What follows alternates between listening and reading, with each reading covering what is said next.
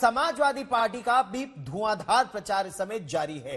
Akhilesh Yadav front foot पर batting कर रहे हैं। उन्हें पूरा विश्वास है कि इस बार उन्हीं की पार्टी सरकार बनाएगी। शामली में अखिलेश यादव ने आज तक संवाददाता कुमार कुणाल से खास बात की। पश्चिमी उत्तर प्रदेश की लड़ाई है और वो इस समय अब सड़कों पर आ गई है, क्योंकि अब रोड शो का जो एक दौर है वो शुरू हो गया है। 10 तारीख को वोट पड़ने हैं और यहाँ पर सियासी गर्मी बढ़ रही है। आप देखिए कि कैसे अखिलेश यादव अपने समर्थकों के साथ लगातार जो उनके फैन फॉलोइंग है वो इतनी बड़ी है। और ये शामली की सड़कों पर हम इस वक्त खड़े हैं, गर्मी बहुत बढ़ गई है। देखिए, सवाल ये है कि क्या गन्ना किसानों की कीमत समय पर मिलेगी और जो बकाया है वो मिलेगा कि नहीं मिलेगा।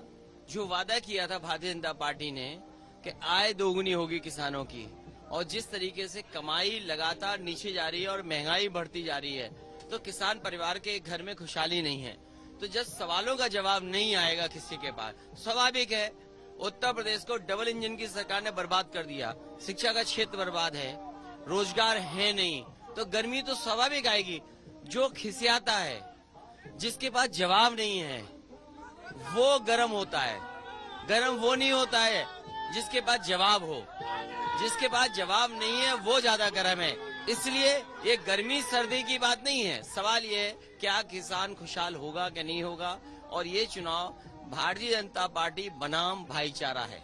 अच्छा, आपने कहा कि भारतीय जनता पार्टी बनाम भाईचारा है, लेकिन जिस तरीके से मुख्यमंत्री की भाषा है उस पर भी आपने सवाल खड़ा किया।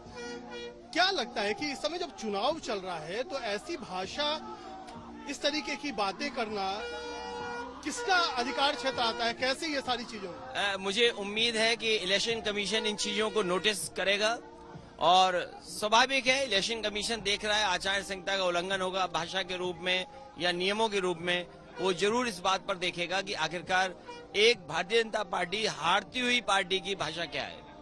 और जो जिस तरीके से किसानों का समर्थन हम बाहर देख रहे हैं, ये पूरा जो बेल्ट है वो आपने भी कहा कि गन्ना बेल्ट है और किसान आंदोलन का सबसे ज्यादा असर पड़ा। तो उनकी अपनी भी मांग है, बहुत सारी तकलीफें हैं किसानों के पास। उनके लिए आपके पास क्या रोड मैप? समाजवादी पार्टी ने तय किया और गठबंधन ने कि आने वाले समय में किसानों को अपने गन्ना भुगतान के लिए धरना नहीं देना पड़ेगा और जब भी उन्हें जरूरत पड़ेगी गन्ने के पैसे की 15 दिन के अंदर भुगतान होगा। और इसके लिए चाहे फार्मर्स कॉर्पस फंड बजट से बनाना पड़े, समाजवादी पार्टी की आरएलडी की सरकार बनने के बाद बनाया जाएगा।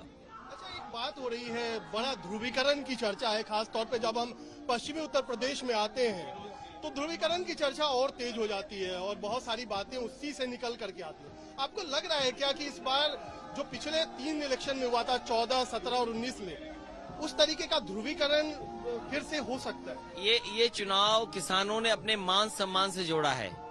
किसानों ने जो तकलीफ और परेशानी का सामना किया है, 700 किसान शहीद हुए हैं, न जाने कितने किसानों पर मुकदमे दर्ज हैं। ट्रैक्टर नहीं चला सकते थे, डीजल नहीं भरा सकते थे ट्रैक्टर में। जब आंदोलन और अपने हक के लिए गए तो कीलें लगाई गई, बोल्डर लगाए गए और न जाने कितने मुकदमे लगाए, लेकिन किसान झुका नहीं। 700 किसान शहीद हुए, उसके बाद भी किसान नहीं झुका। अंतोगतवा सरकार को वोट के लिए वो तीनों कानून वापस देने पड़े।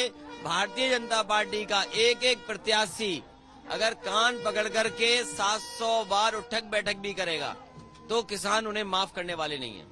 अच्छा, हम अभी इस वक्त कैराना वाले इलाके में है, शामली कैराना है, तो क्या लगता है कि ये जो कैराना वाला मसला है, अंतिम सवाल, आखिरी सवाल की क्या कैराना का मसला, जिस तरीके से अमित शाह भी गए, योगी आदित्यनाथ भी गए, कोई मसला? अमित शाह जी को थोड़ा और आगे चला जाना चाहिए था। उत्तराखंड में जहां पर 1000 से ज्यादा गांव खाली हैं और बाकायदा भारतीय जनता पार्टी ने पलायन की रिपोर्ट बनाई थी। आखिरकार वहां क्या है? भारतीय जनता पार्टी का उत्तर प्रदेश से इस बार राजनीतिक पलायन होने जा रहा है, इसलिए निराश है। जनता आक्रोश में है, जनता इनका तिरस्कार कर रही है। इनके विधायक, इनके नेता गांव में नहीं घुस पा रहे और जिस तरह की घटना लखीमपुर में हुई है, इनके भारतीय जनता पार्टी के कार्यकर्ता भी शर्म से अपना झंडा उतार लिए हैं।